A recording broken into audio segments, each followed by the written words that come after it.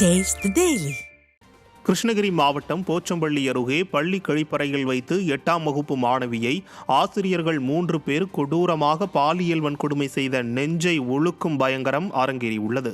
போச்சம்பள்ளி அடுத்த மகாதேவ கொல்லஅள்ளி அரசு நடுநிலைப் பள்ளியில் சின்னசாமி, ஆறுமுகம், பிரகாஷ் ஆகியோர் ஆசிரியர்களாக பணியாற்றி வந்தனர்.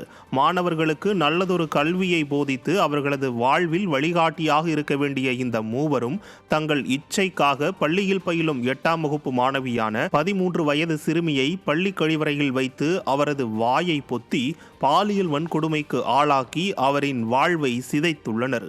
இந்த நிலையில் மாணவி பள்ளிக்கு செல்லாமல் வயிற்று வலியால் துடித்த நிலையில் மருத்துவமனைக்கு அழைத்துச் சென்று பரிசோதித்த போது கர்ப்பமாக இருப்பதை அறிந்து பெற்றோர் அதிர்ச்சியடைந்தனர்.